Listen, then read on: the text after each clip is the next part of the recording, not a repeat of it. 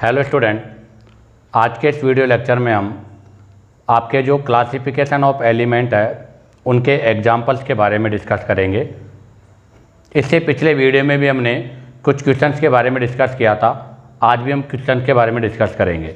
तो देखिएगा, आज के इस वीडियो लेक्चर का जो फर्स्ट क्वेश्चन है, तो ध्यान दें, पॉइंट तो है क्लासिफिकेशन ऑफ एलिमेंट।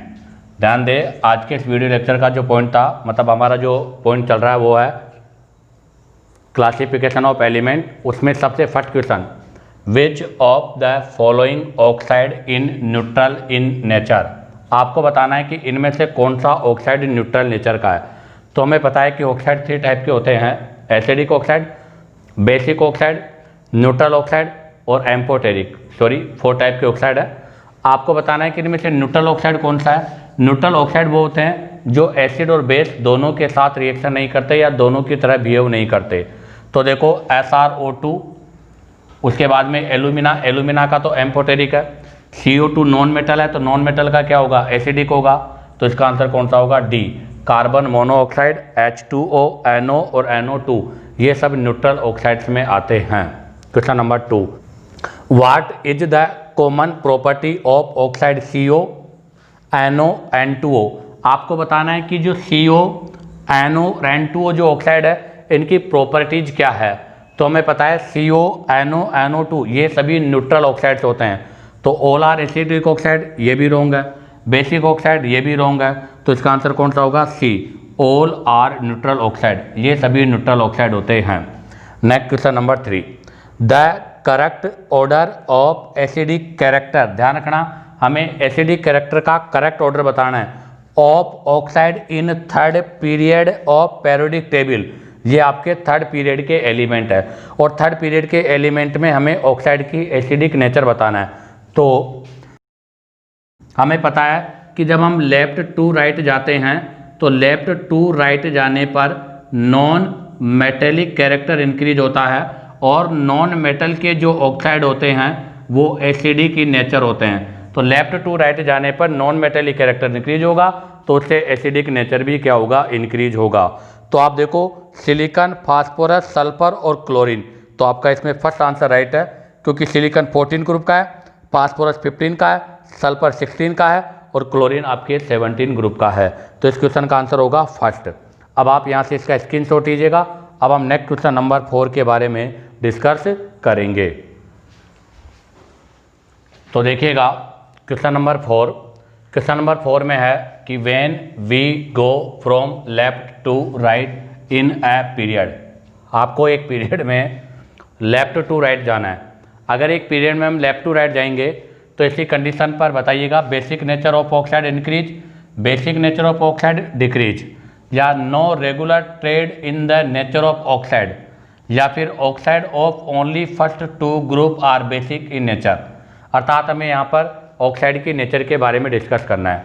तो हमें पता है कि जब हम लेफ्ट टू राइट जाते हैं तो लेफ्ट टू राइट जाने पर नॉन मेटेलिक कैरेक्टर इंक्रीज होता है, और नॉन मेटेलिक कैरेक्टर इंक्रीज होने से नॉन मेटल के जो ऑक्साइड होते हैं वो क्या होते हैं, एसिडिक इन नेचर होते हैं। अर्थात एसिडिक नेचर तो इंक्रीज होता है। अगर एसिडिक नेचर इंक्रीज होगा तो इसी कंडीशन पर बेसिक नेचर क्या होगा, डिक्रीज होगा।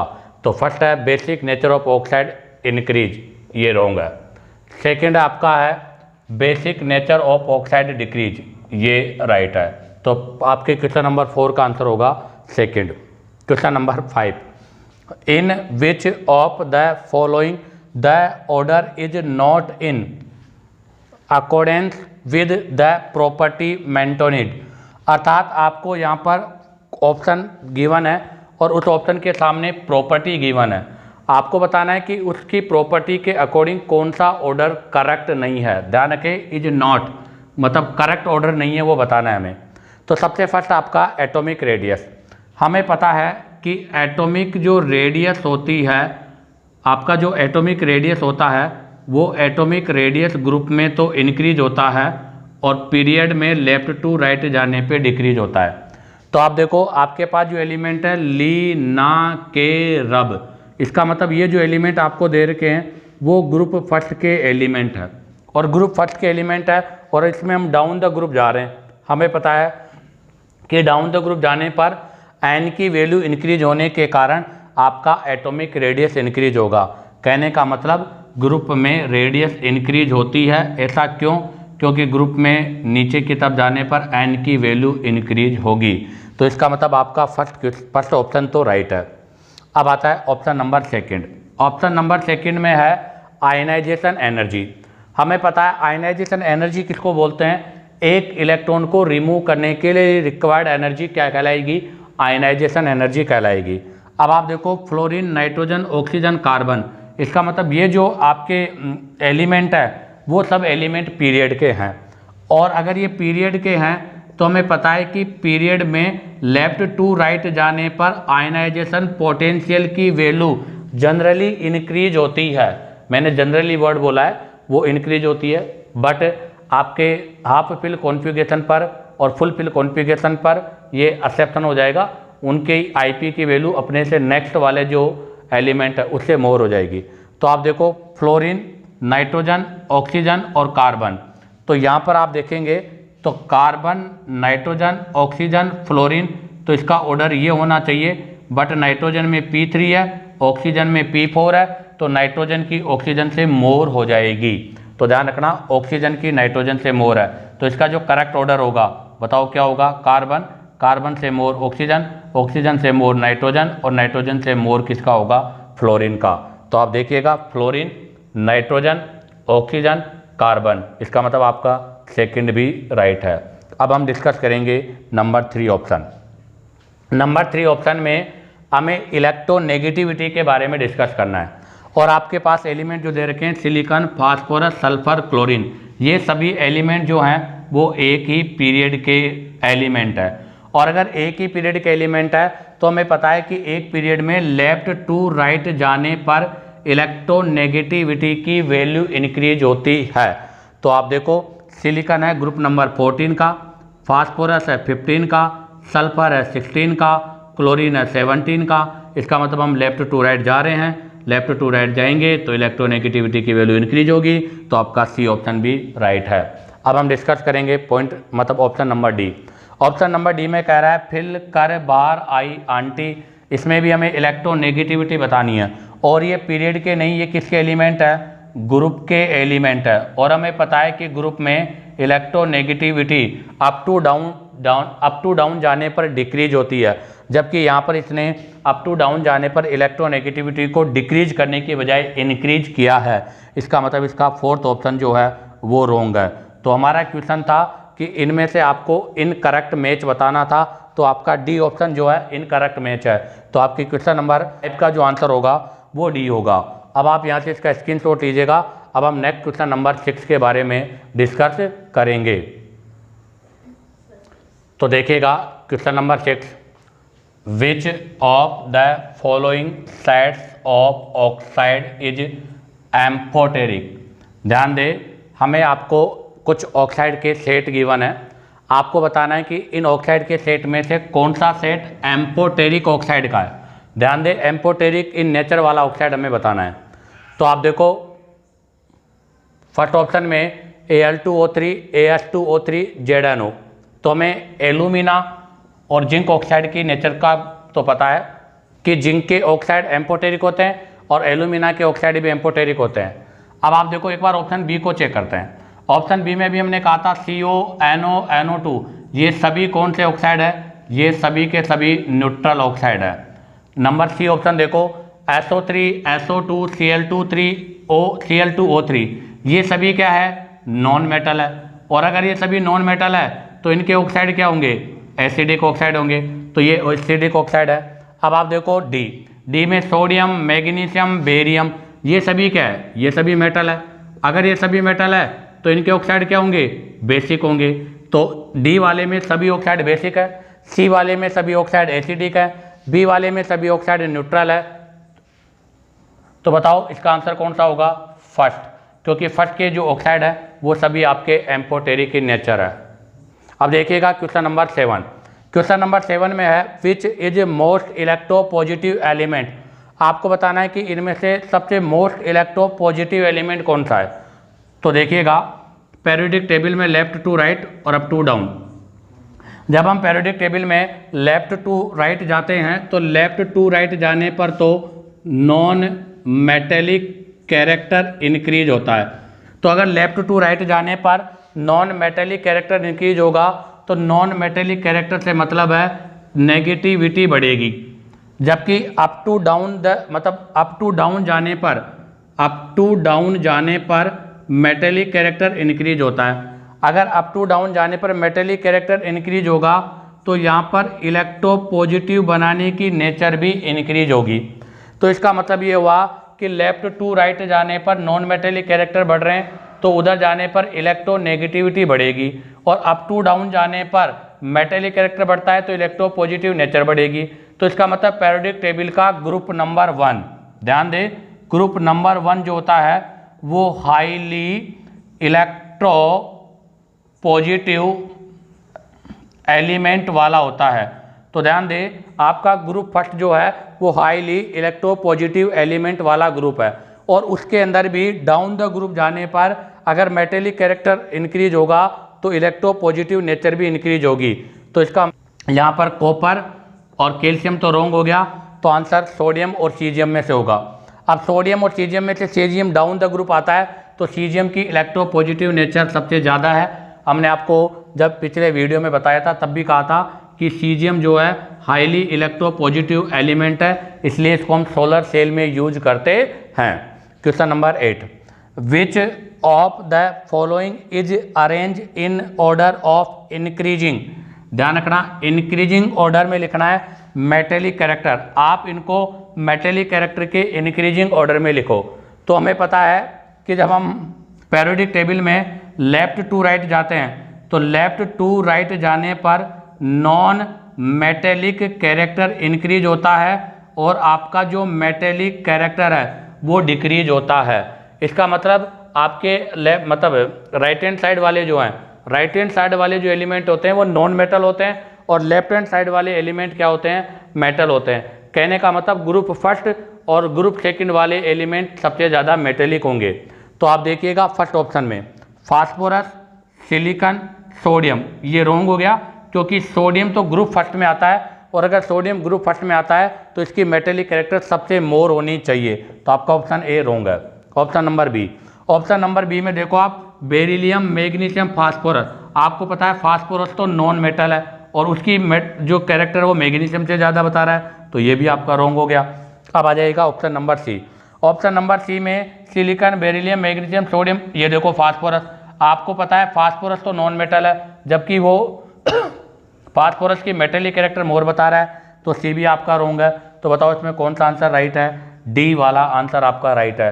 सबसे ज़्यादा मेटेलिक होगा सोडियम क्योंकि सोडियम ग्रुप फर्स्ट में आता है, उसके बाद मैग्नीशियम, मैग्नीशियम ग्रुप 2 में आता है। हालांकि बेरिलियम भी ग्रुप 2 में आता है, बट डाउन द ग्रुप जाने पर, अभी हमने क्या कहा था कि डाउन द ग्रुप जाने पर, डाउन द ग्रुप जाने पर आपका जो मेटेलिक कैरेक्टर है वो क्या होता है, इंक्रीज होता है। इसलिए बेरिलियम की मेटेलिक नेचर मैग्नीशियम के कंपेयर में लेस होगी। तो इसका करेक्ट आंसर आपका क्या होगा? डी। अब आप यहाँ से इसका स्क्रीनशॉट लीजिएगा।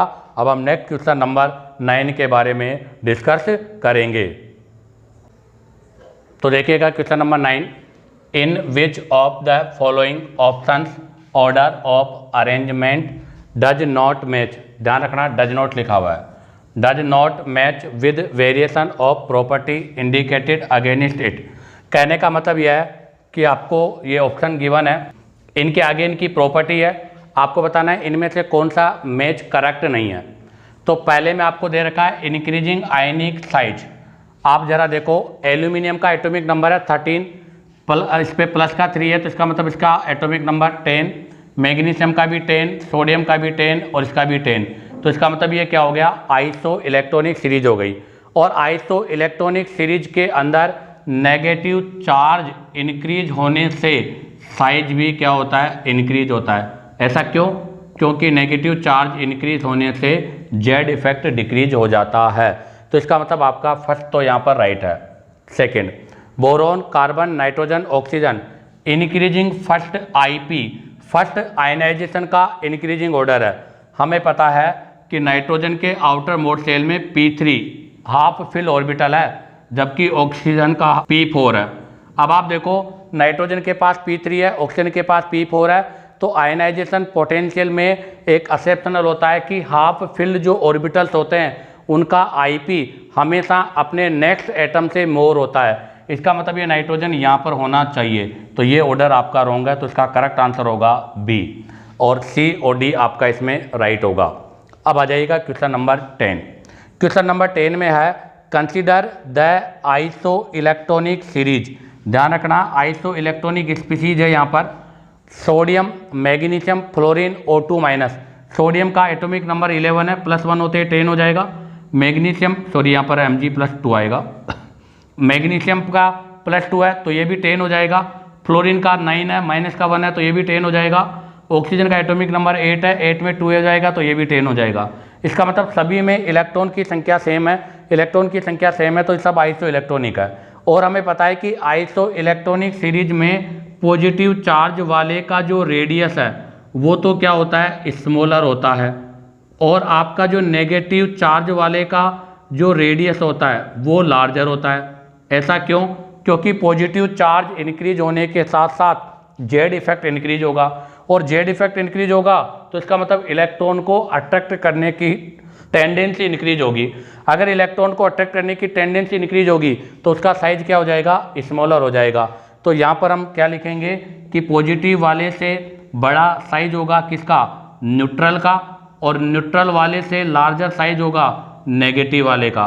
तो आप देखो फर्स्ट ऑप्शन तो आपका रॉन्ग हो गया क्योंकि उसने पॉजिटिव वाले का साइज बड़ा कर रखा है। सेकंड ऑप्शन में Mg+2 Na F-O- ये बिल्कुल राइट है क्योंकि नेगेटिव वालों का साइज पॉजिटिव वालों से मोर होता है, और जितना ज़्यादा नेगेटिव साइज होगा, नेगेटिव चार्ज होगा उसका साइज मोर होगा, और जितना ज़्यादा पॉजिटिव चार्ज होगा उसका साइज उतना ही स्मॉलर होगा। तो इसमें आपका बी आंसर राइट है। अब आप यहाँ से इसका स्क्रीनशॉट लीजिएगा। अब हम नेक्स्ट क्वेश्चन नंबर 11 के बारे में डिस्कस करेंगे। तो देखिएगा question number 11, among halogen the correct order of amount of energy release in electron gain enthalpy. ध्यान दो, इसने इलेक्ट्रॉन गेन एंथैल्पी के बारे में डिस्कस किया है। तो मैं पहले आपको इलेक्ट्रॉन गेन एंथैल्पी के बारे में बता दूं। ये न्यूक्लियस, ये आपके ऑर्बिट, ये ऑर्बिट, और इस आउटर मोस्ट शेल में एक इलेक्ट्रॉन को ऐड करने पर जो एनर्जी रिलीज होगी उस रिलीज अमाउंट एनर्जी को हम क्या बोलेंगे, इलेक्ट्रॉन गेन एंथैल्पी। तो आपको यहाँ बताना है कि यहाँ पर इलेक्ट्रॉन गेन एंथैल्पी का करेक्ट ऑर्डर क्या होगा। और ये जो एलिमेंट्स गिवन है वो है ग्रुप नंबर 17, जिसमें आपका फिल कर बार आई आंटी वाला कॉन्सेप्ट है। अब आप देखो कि फ्लोरीन, क्लोरीन, ब्रोमीन, आयोडीन में फ्लोरीन सेकंड पीरियड का है, क्लोरीन थर्ड पीरियड का है, ब्रोमीन 4 पीरियड का है, और आयोडीन 5th पीरियड का है। तो यहाँ पर इलेक्ट्रॉन गेन एंथैल्पी में एक एक्सेप्शन केस है कि थर्ड पीरियड एलिमेंट जो होते हैं उनकी इलेक्ट्रॉन गेन एंथैल्पी हमेशा सेकंड पीरियड एलिमेंट से मोर होती है। तो उसका रीज़न क्या है, उसका रीज़न भी हमने आपको एक्सप्लेन किया था। जैसे फ्लोरीन और क्लोरीन में से क्लोरीन की मोर है क्योंकि क्लोरीन का साइज लार्जर होता है, फ्लोरीन का साइज स्मॉलर होता है। क्लोरीन का साइज लार्जर होने की वजह से इसके अराउंड इलेक्ट्रॉन डेंसिटी लेस होती है, जबकि फ्लोरीन का साइज स्मॉलर होने से इसके अराउंड इलेक्ट्रॉन डेंसिटी मोर होती है, और इलेक्ट्रॉन डेंसिटी मोर होने की वजह से इनकमिंग इलेक्ट्रॉन पर रिपल्सन फोर्स ज़्यादा होगा। तो यहाँ पर आप क्या लिखोगे कि आपका जो इनकमिंग इलेक्ट्रॉन है उस पर मोर रिपल्सन होगा, इसलिए इसकी इलेक्ट्रॉन गेन एंथैल्पी लेस होगी, और क्लोरीन की इलेक्ट्रॉन गेन एंथैल्पी क्या होगी, मोर होगी। तो इसमें आप ध्यान रखना यहाँ पर जो ऑर्डर होगा तो उस ऑर्डर में डाउन द ग्रुप जाने पर इलेक्ट्रॉन गेन एंथैल्पी की वैल्यू डिक्रीज होती है, बट थर्ड पीरियड की सेकंड पीरियड से मोर होगी। तो इसका मतलब ऑर्डर क्या हो जाएगा, तो इसके लिए ऑर्डर हो जाएगा सबसे मोर क्लोरीन, उससे लेस हो जाएगा फ्लोरीन, फिर हो जाएगा ब्रोमीन, और उसके बाद में हो जाएगा आयोडीन। तो ये आंसर आपका राइट है। तो आप देखिएगा कौन सा ऑप्शन है। फर्स्ट ऑप्शन में chlorine, fluorine, bromine, iodine wrong है। यहाँ पर एक्सेप्शनल केस है तो ये पहले और ये बाद में होना चाहिए था। नंबर टू भी रॉन्ग है क्योंकि डाउन द ग्रुप जाने पर आपका ई अफिनिटिविटी की वैल्यू डिक्रीज होती है, इंक्रीज नहीं होती। नंबर सी में देखिएगा फ्लोरीन और क्लोरीन, बिल्कुल राइट। फ्लोरीन और क्लोरीन में से क्लोरीन की फ्लोरीन से मोर है और क्लोरीन की इलेक्ट्रोनेगेटिविटी ब्रोमीन और आयोडीन से भी मोर है, तो इसका मतलब आपका इसमें राइट आंसर होगा सी। अब आप देखिएगा क्वेश्चन नंबर 12। क्वेश्चन नंबर 12 में है विच of the following is the correct order of size. आपको बताना है कि इसमें साइज का करेक्ट ऑर्डर क्या है ऑफ द गिवन स्पीसीज। यहाँ पर हमें आयोडीन एलिमेंट के बारे में गिवन है और आयोडीन जो एलिमेंट है उसका एक न्यूट्रल है, एक नेगेटिव चार्ज है और एक पॉजिटिव चार्ज है। तो अभी हमने कहा था कि हमेशा साइज में सबसे मोर होता है नेगेटिव। एनाइन का साइज अपने पेरेंट से मोर होता है, उसके बाद में आएगा आपका न्यूट्रल वाला और न्यूट्रल वाले के बाद में आएगा पॉजिटिव चार्ज वाला, क्योंकि पॉजिटिव चार्ज होने पर जेड इफेक्ट इंक्रीज हो जाता है और नेगेटिव चार्ज होने पर जेड इफेक्ट डिक्रीज हो जाता है। तब जेड इफेक्ट इंक्रीज होगा तो अट्रैक्शन फोर्स इंक्रीज होगा और अगर अट्रैक्शन फोर्स इंक्रीज होगा तो साइज क्या हो जाएगा, लेस हो जाएगा। तो इसमें सबसे मोर साइज होगा नेगेटिव वाले का और सबसे स्मॉलर साइज होगा पॉजिटिव वाले का।